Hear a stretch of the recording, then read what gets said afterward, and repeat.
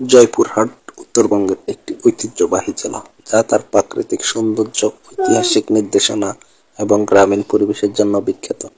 এটি ভ্রমণ পিপাসুদের জন্য একটি আকর্ষণীয় স্থান, যেখানে ইতিহাস, সংস্কৃতি ও প্রাকৃতিক সৌন্দর্য একসাথে মিলে আছে। ইতিহাস ও ঐতিহ্য।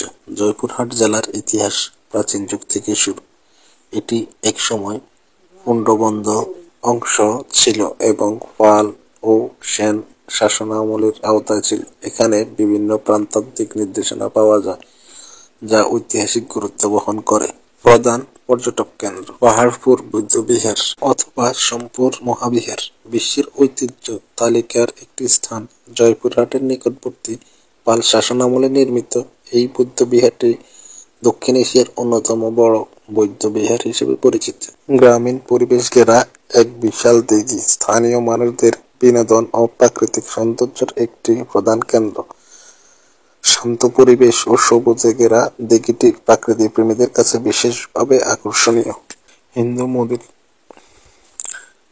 হিন্দু মন্দির সমূহ: জয়পুরহাটে বেশ কয়েকটি প্রাচীন হিন্দু মন্দির রয়েছে, যেমন বেলওয়ালা শিব মন্দির ও ক্লান্তি জীবন মন্দির। এগুলো ঐতিহ্য স্থাপিত দৃষ্টান্তর মাধ্যমিক পরিবেশের জন্য বিখ্যাত। গুলি পাতা ক্ষেত মাটির তৈরি স্থাপনা: জয়পুরহাটের বিভিন্ন গ্রামের মাটির ঘর এবং ঐতিহ্যবাহী স্থাপনা দেখা যায়। এটি বাংলাদেশের গ্রামীণ সংস্কৃতির সঙ্গে পরিচয় করিয়ে দেয়।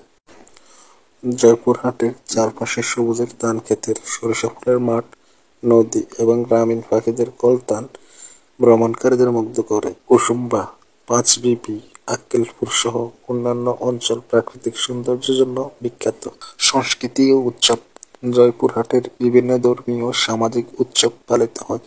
বৈশাখী মেলা, দুর্গাপুজো, ঈদ এবং পিঠা উৎসবে স্থানীয় সংস্কৃতির প্রতিচ্ছবি পাওয়া যায়।